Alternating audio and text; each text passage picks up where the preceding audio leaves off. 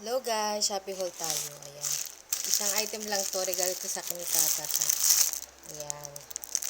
Ito, ano siya, jelly bag, transparent jelly bag. Ganyan yung packaging niya guys. Gagamitin ko na kasi ito ngayon. Ayan. Ayan siya, ang cute. Actually, ano to, parang pwede siyang lunch bag.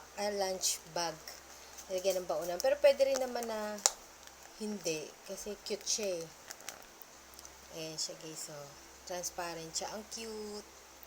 Ano to? Dati mahal to. Kaya hindi ako nabili. Eh, nakahanap ako ng mura. 70 pesos. Ayan, ginrab ko na yun. Tapos free shipping.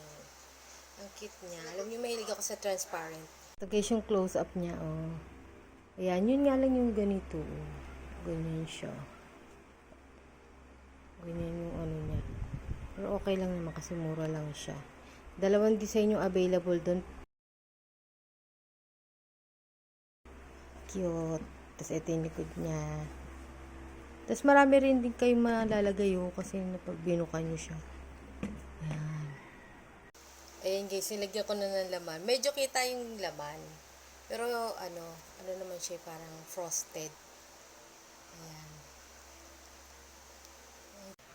So ganyan siya guys. So, ang cute. Ganyan yung paghawak sa kanya. Ang cute. Pwedeng ganyan. Pwedeng pag ganyan. Ang cute no. Mura lang. Saka ano pa to, kahit mabasa, okay lang. Ang cute ng item na to. So ayan guys, ilalagay ko na lang dyan yung yung itsura ng shop niya and then yung Shopee link just in case gusto nyo rin bumili nito. Ayan. Gusto nyo i-try. So yun na lang guys, yun na lang on my next haul. Babushki!